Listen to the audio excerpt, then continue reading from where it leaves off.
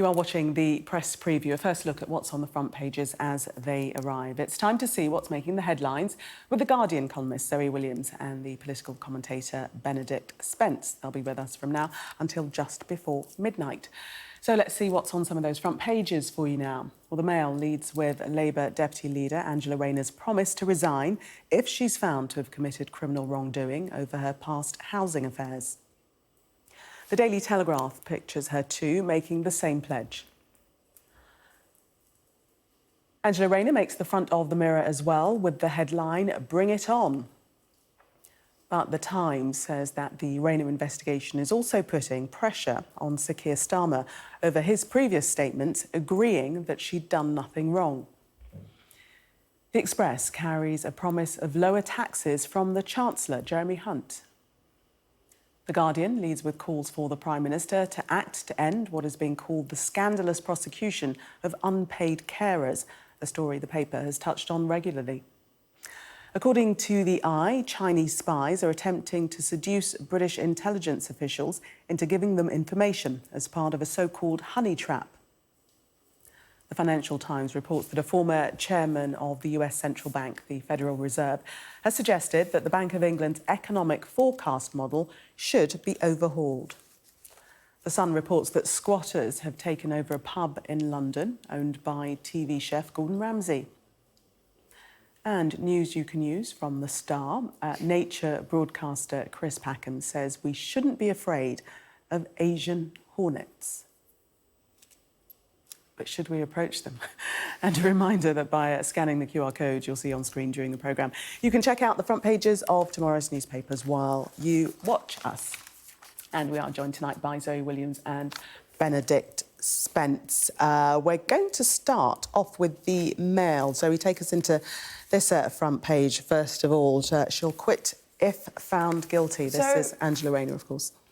So the Mail has been going hardest on Angela Rayner over this story, which initially was an HMRC the question whether she'd paid enough capital gains tax. Obviously, as we all know, although I'm not all over the detail, that you pay a different amount of tax depending on whether it's your first or second home, and obviously that's not a problem for most people, but MPs always do have to. So. But if it had stopped there, then there would have been, I think they would have had to drop it, because in the end, that wouldn't have been a criminal matter. It would have been a matter for the HMRC, and the HMRC would have been up against, their investigation of Zahawi, for example, who was found to owe them many, many multiples of what it is thought that Angela Rayner could. The sums we're talking about are really, really small. However, somebody, she thinks mischievously, has reported her to the Greater Manchester Police on the basis of breaking electoral law by declaring on the rolls the wrong house that she wasn't full-time living at. Now, she is really scrappy on this, and I think she knows that she's innocent. And furthermore, this law that she putatively broke, it's not a serious matter. I think the maximum sanction is a £1,000 fine for it. So it's nothing. It's really not in the ballpark of anything that should cause a scandal around an MP or a deputy leader. But what the Mail, and in fact a lot of the newspapers have been very successful at, is just using words like police, arrest, I'll quit if this happens. They even when they talk about her tax affairs now, it makes her sound a little bit dodgy. So I kind of think she's being chased just for fun. I think it's a kind of cat and mouse game. And I think the problem is nobody is all over the details. So even when she walks away from it, people will be like, wasn't she that one who that weird thing happened with? So they're kind of, I think it's very unfair on her, and I think whatever the scenario, the kind of misdemeanours would be so trifling that they shouldn't really be touching it.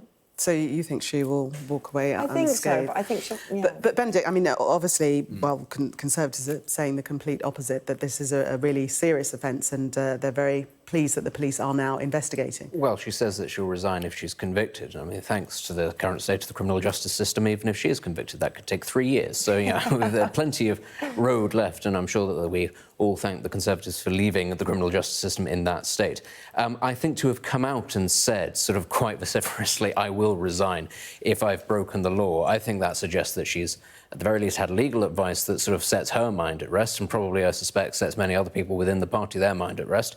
I think this could have been nipped in the bud a lot quicker, I think with a little bit more transparency, maybe a little bit more humbleness, rather than, you know, coming out and saying that this is a witch hunt, this is an attack, just gone, look, maybe I've made a mistake, this wasn't very clear, maybe I haven't made a mistake, but this is what I was led to believe, and this is fine. I think we could have moved on from this. I think Zoe's right that there is far more there's far more road, if you like, to get out of going after alleged sleaze in the Conservative Party. Angela Rayner has done that a lot. I think you're always therefore going to paint a target on your back to your opponents if you set yourself up of being a champion of being against sleaze. But I think that this is a shot across the bows for the Labour Party. Look, they're able to make a little bit of hay out of this story. It may not amount to anything, but that's because they are going to be the party of government almost certainly in a couple of months' time, and there is going to be a lot more scrutiny on the affairs, not just of Angela Rayner, but of absolutely everybody. And, of course, there would, with an election win, be a great big raft of new candidates, new MPs that we haven't seen before, and then the scrutiny will start. And Labour haven't been in power for a very long time. Perhaps some of them aren't used to what that might entail. I think that it needs to be a wake-up call. Even if nothing untoward has actually happened, it does need to be a wake-up call to say, look, you guys, you're going to be in government. This is the big leagues now. There can't be any ambiguity, because you can't allow a story to snowball if there isn't actually a story to begin with, because these allegations, they do create headlines, and that's not helpful. So does it put Sir Keir Starmer in a sticky position? Because initially he was very strident in saying that she'd done nothing wrong. Since the advent of the police investigation, he's not gone that far anymore. Well, I mean, this is Keir Starmer, right? So there was absolutely no way he was going to be a, you know, manana guy. He was never going to say, oh, it's probably fine. He was never going to say, you know, what's... But he sort of was at the beginning, though, wasn't he? No, saying that she'd definitely done nothing wrong. He thought at the beginning that when he thought it was just a tax matter, and the matter of the tax was really trifling compared to Conservatives. And, you know, if you look at Rishi Sunak's wife's non-dom status, Rishi Sunak's green card, Zahawi's massive tax misdemeanours, and then you say Angela Rayner might have mispaid her capital gains tax by £1,500. Anybody would look at that and think this is just ridiculous. This is malicious, and not even malicious in a serious way. It's kind of malicious in a cheeky way. But yes, you're right. Once it became a matter of the law, then what's Keir Starmer going to do? He's going to be asked every time he goes anywhere, will she have to resign if she breaks the law? And I think she probably said she would resign if she'd broken the law under pressure from him, because, again, I go back to my original point, he's Keir Starmer. He's never going to be cool about people breaking the law. Well, nobody should be cool about that. Because that's the law. If you're accused of having broken the law, it's a very useful thing to have the former Director of Public Prosecution, says the person that you answer to say, look, I've spoken to a lawyer, but could you have a look over this and perhaps help me draft a statement, because if anybody knows whether I've broken it or not, it's probably going to be you. You can imagine Boris Johnson, I mean, like, just think in an alternative universe. How did we get onto Boris Johnson? We always do, somehow. I was just trying to think of a Prime Minister who didn't seem to mind people breaking the law. And Boris Johnson was just such a Prime Minister. But just on the subject of Boris Johnson, these small stories that snowball, of course, Partygate was something that, you know, a lot of Conservatives thought, oh, it's nothing, it'll blow over, and it brought down a government eventually. So even if nothing comes from this, again, that's why I think the Labour Party needs to learn you can't get away, there can be no slack, there needs to be... So what should they have done then? Brought down a government, but it brought down a semblance of the government, and then the next government brought itself down after a month. What should Sir Keir Starmer have done then? I mean, instead? I think there needed to be just transparency from the very start. The fact was that there was, you know, suggestion that this is a witch hunt and all that sort of thing. You can't, I think, play that game of playing the victim when you are in the ascendancy. You just need to be a little bit more bullish about that. You need to be a bit more Tory about it, frankly. You need to just brush it off you. I think she thought she was being a bit more Tory about it. You know, she thought... her original response was, you know, go... whatever that word is, yourself. Go manana, yeah. I mean, and that is how many members certainly of kind of the administration previous to the last one would have reacted. So I think she was trying to kind of display a bit of that impunity, but with right on her side, but and again, that didn't nip it in the bud. Well, we but, need to wait and see whether. I mean, I suspect that she is in the right. We do need to wait and see if there is an investigation ongoing. But again, we saw Keir Starmer the other day getting a little bit shirty with a reporter, about the line of questioning.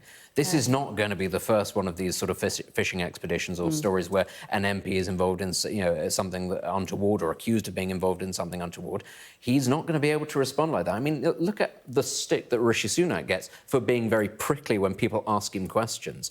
Potentially quite difficult questions. Actually, if you've got the lead that he does, Keir Starmer, why on earth is he getting prickly over these? These should be the sort of thing that you're able to take in your stride, and he's clearly not entirely comfortable with it. I just think you've got to put yourself in the shoes of the Labour Party, that we've been, it's such a different order of magnitude. You've got Rishi Sunak keeping his green card for reasons that can have only had to do with his own preservation of wealth. I don't think anybody ever accused him of having a green card illegally. That would have been a hell of a story. It wasn't illegal, but it was. There's a huge amount going on with Sunak and Zahawi, in which they try and conserve vast amounts of wealth from HMRC, and this trifling amount. It's very infuriating for Labour politicians. I think what we would both agree on is that Labour could do a lot of good by simplifying the tax code in this country so that there were fewer loopholes for people to try and get around paying tax. Would we agree on that? OK, yeah, sure. There we go. But if laws have been broken, as we say, there is a police investigation going on, so we'll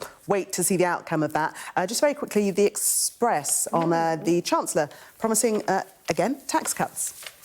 I mean, I kind of feel as though we've lived this psychodrama for the last couple of months. Jeremy Hunt promising that there are going to be tax cuts in the next budget, in the next statement. You get closer and closer and closer, and then they don't turn up. And then we wait a couple of weeks and they just assume, oh, we've forgotten all about that, and now I'm going to start promising tax cuts again. Ultimately, they trailed all of this before the spring budget, that there were going to be lots of tax cuts, and then, oh, well, we can't afford this and we can't afford that. But there is going to be this tiny little one here. And it did absolutely nothing to shift the dial of public opinion. Absolutely nobody went, oh, fantastic, we're going to lose a P in VAT or whatever it is. Oh, we're going to vote for you because we trust you to see this through. It really is just sort of howling in the wind at this point from the Tories. Nobody believes that they are currently the party of low tax. They've had umpteen opportunities to do it. They've not followed through on it. Now I think people are looking here and saying, well, when are these tax cuts going to go in? Before or after this hypothetical election that you still can't tell us when it's going to be? Nobody's buying this. Well, the government is saying they are now ready to cut taxes. Jolly good. Not the 14 years before. Now. Fantastic. OK, we're going to take a break. Thank you both. Coming up, apparently Chinese spies are setting honey traps for British targets. We'll be discussing that next, along with other stories. Do stay with us.